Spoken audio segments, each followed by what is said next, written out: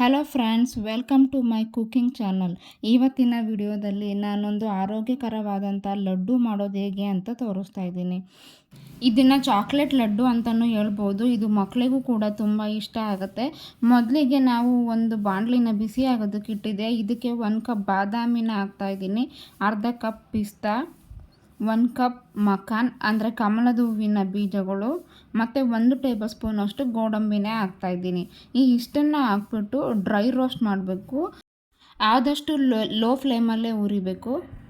ಇದರಲ್ಲಿ ನಾವು ಬಾದಾಮಿ ಮಖಾನ್ ಎಲ್ಲ ಯೂಸ್ ಮಾಡೋದ್ರಿಂದ ನಮ್ಮ ದೇಹಕ್ಕೆ ಬೇಕಾಗಿರುವಂತಹ ಪ್ರೋಟೀನ್ ಮತ್ತು ಕ್ಯಾಲ್ಶಿಯಂ ಅಗತ್ಯವಾಗಿ ಸಿಗುತ್ತೆ. ನೋಡಿ, ಹುರಿದಿದ್ದಾಗಿದೆ. ಇದನ್ನು 5 ರಿಂದ 10 ನಿಮಿಷ ತಣ್ಣಗಾಗೋದಕ್ಕೆ ಬಿಡಬೇಕು. ನಂತರ ಈ ಎಲ್ಲ ಇಂಗ್ರೀಡಿಯೆಂಟ್ಸ್ನ ಒಂದು ಜಾರ್ಗೆ ಹಾಕ್ಕೊಂಡಿದ್ದೀನಿ. ನಂತರ ಇದಕ್ಕೆ 1 ಕಪ್ ಅಷ್ಟು ಅಂದರೆ 4 ಬೀಜ ತೆಗೆದಿರೋ ಡೇಟ್ಸ್ನ ಹಾಕ್ತಾಯಿದ್ದೀನಿ, ಅರ್ಧ ಕಪ್ ಒಣ ದ್ರಾಕ್ಷಿ, 1 ಟೇಬಲ್ ಸ್ಪೂನಷ್ಟು ಕೋಕೋ ಪೌಡರ್ ಹಾಕ್ತಾಯಿದ್ದೀನಿ ಮತ್ತು 2 ಟೇಬಲ್ ಸ್ಪೂನಷ್ಟು ಜೇನುತುಪ್ಪ ಹಾಕಿ. ಆಗ ತುಂಬ ಚೆನ್ನಾಗಿರುತ್ತೆ. ಇದರಲ್ಲಿ ನಾವು ಕೋಕೋ ಪೌಡರ್ನ ಯೂಸ್ ಮಾಡೋದ್ರಿಂದ ಮಕ್ಕಳಿಗೆ ಈ ಫ್ಲೇವರ್ ತುಂಬ ಇಷ್ಟ ಆಗುತ್ತೆ. ನೋಡಿ, ಇದನ್ನು ಈ ರೀತಿಯಾಗಿ ತರ್ತರಿಯಾಗಿ ರುಬ್ಬಬೇಕು. ಈ ಥರ ಉಂಡೆ ಕಟ್ಟೋಕ್ಕೆ ಬಂದರೆ ಸಾಕು. ನಂತರ ಇದನ್ನು ಒಂದು ಪ್ಲೇಟಿಗೆ ಟ್ರಾನ್ಸ್ಫರ್ ಮಾಡ್ಕೊತಾ ಇದ್ದೀನಿ.